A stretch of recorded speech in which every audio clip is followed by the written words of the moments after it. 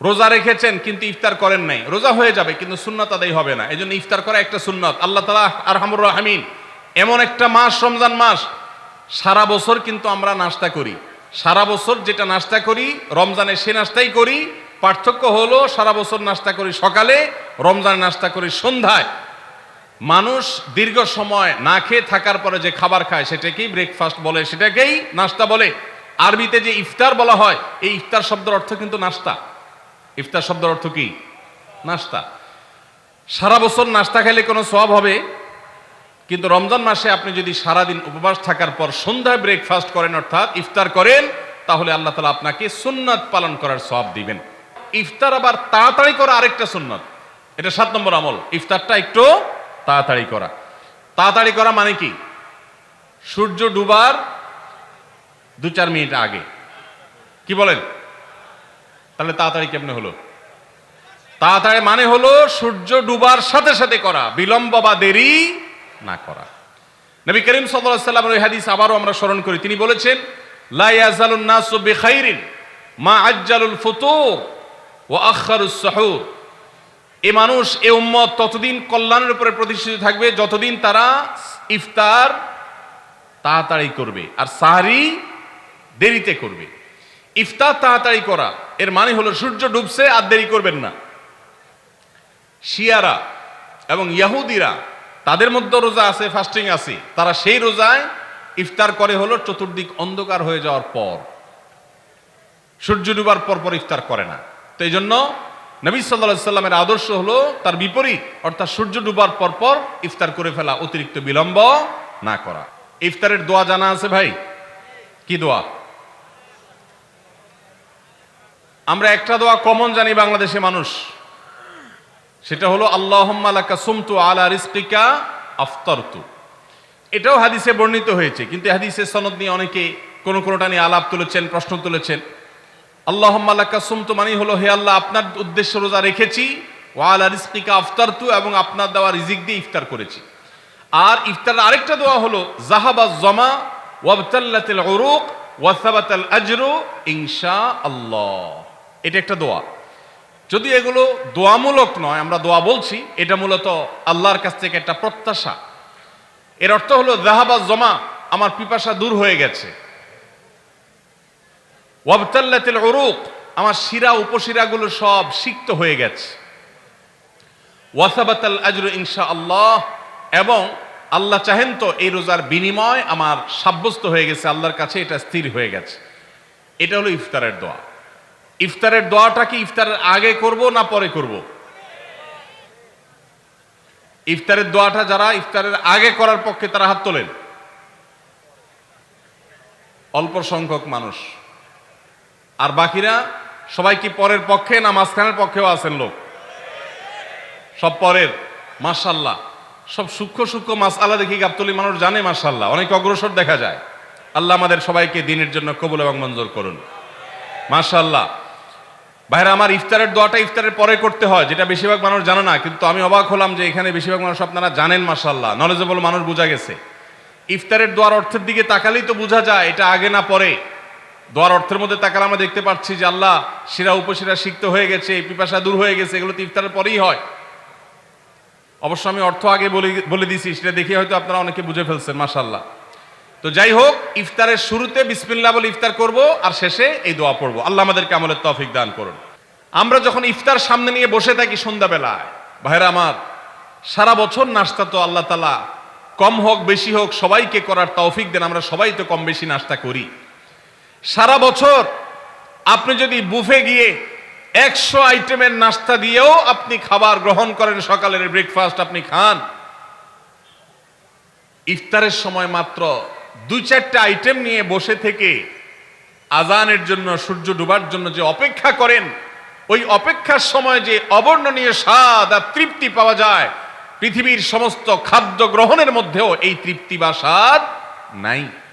নবী সাল্লাল্লাহু আলাইহি ওয়াসাল্লাম সেজন্য বলেছেন, লিসসাইমি ফারহাতান, রোজাদার ব্যক্তিকে 2টি আনন্দ দেওয়া হয়, ফারহাতুন ইনদা ফিতরি ওয়া ফারহাতুন ইনদা লিকাই রাব্বি। একটা আনন্দ হলো ইফতারের সময়, অবর্ণনীয়, ভাষায় প্রকাশ করবার অযোগ্য, কি ভালো লাগা কাজ করে ইফতারের জন্য আমরা বসে আছি, খাবার সামনে আছে রকমারি, শীতল শরবত সামনে আছে, রকমারি খাবারের পসরা সাজানো আছে টেবিলে, দস্তরখানে, এদিকে পেটে ক্ষুধাও আছে, কিন্তু আমরা মিনিট গুনছি, আমরা সময় দেখছি, ঘড়ির দিকে তাকিয়ে আছি সূর্য কখন ডুববে।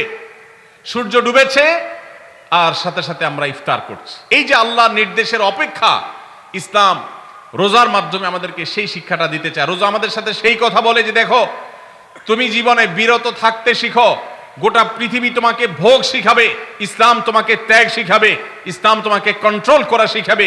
আমাদের তরুণদের চরিত্রকে নষ্ট করবার জন্য, তাদেরকে নানাভাবে উস্কানি দেওয়ার জন্য, বিনোদনের নামে, নিউজের নামে, বিজ্ঞাপনের নামে, বিভিন্ন নামে অশ্লীল নানা দৃশ্য, খোলামেলা দৃশ্য তাদের সামনে দেখানো হয়, ভোগের আহ্বান করা হয়। ইসলাম বলে, হে মুসলিম তরুণ, তোমার চোখের এরিয়ার মধ্যে কোনো পরনারী, কোনো সুন্দরী নারী পড়ে গেছে, তুমি আঁচ করতে পেরেছ, সাথে সাথে তোমার দৃষ্টিকে তুমি নিয়ন্ত্রণ করো, অবনত করো। কুল্লিল মুমিনিনা ইয়াগুদ্দু মিন আবসারিহিম ওয়া ইয়াহফাযু ফুরুজাহুম।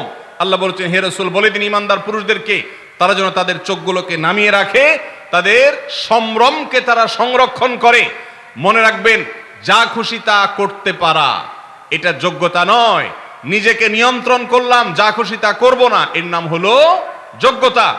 ডায়রিয়ার রোগী ডাইরেক্ট হয়ে যায়, যা খুশি যে করে, নিজের মন যেদিকে তাকে নাচায় সেদিকে নাচে, এই লোকটা অসুস্থ মানুষের মতো। আর মুসলিম যুবক, মুসলমান মানুষ, নারী পুরুষ, সে নিজেকে নিয়ন্ত্রণ করে।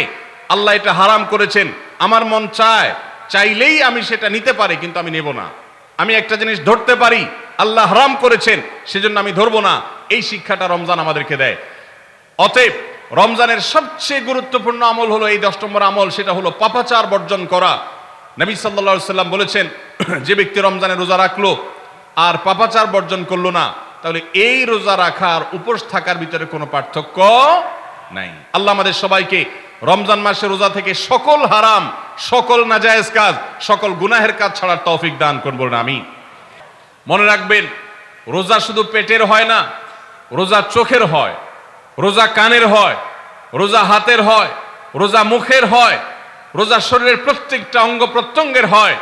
একজন মানুষ যখন তার পুরো শরীরের রোজা করে, সে যখন সকল অঙ্গ প্রত্যঙ্গ দিয়ে আল্লাহর আনুগত্য করে, আল্লাহর নাফরমানি থেকে বেরিয়ে আসে, তখন সে সত্যিকারের রোজাদার হয়।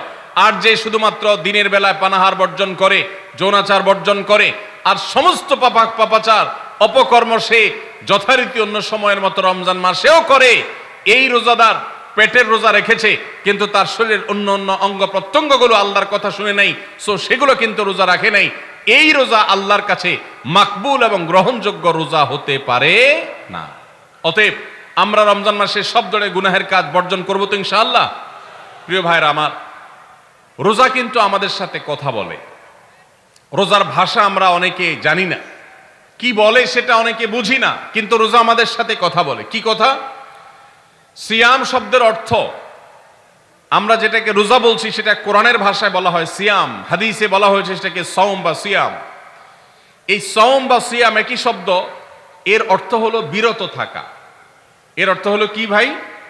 বিরত থাকা, ব্রেক দিতে জানা। আল্লাহ রাব্বুল আলামিন রোজার মতো ইবাদত দিয়েছেন আমাদেরকে জীবনে ব্রেক দেওয়ার অভ্যাস গড়ে তোলার জন্য। আমরা যেন ব্রেক দিতে শিখি, আমরা যেন থামতে শিখি, আমরা যেন নিজেদেরকে নিয়ন্ত্রণ করতে শিখি। ইসলামের যে বৈশিষ্ট্য, ইসলামের যে বিউটি, ইসলামের যে সৌন্দর্য, সেটা হলো ইসলাম পৃথিবীর মানুষকে আত্মনিয়ন্ত্রণ করবার কথা বলে। আজ ভোগবাদী পৃথিবীর যেদিকে তাকাবেন, চতুর্দিকে দেখতে পাবেন শুধু ভোগের হাতছানি। দুনিয়াটা মস্ত বড়, খাও দাও আর ফুর্তি করো, শুধুমাত্র ফুর্তি, ফুর্তি এবং ফুর্তি, ভোগ এবং ভোগ এবং ভোগ।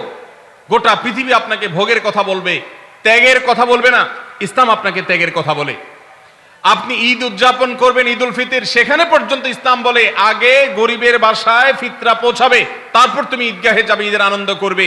আপনি কোরবানির ঈদে পশু জবাই করে গোশত খাবেন, উৎসব করবেন।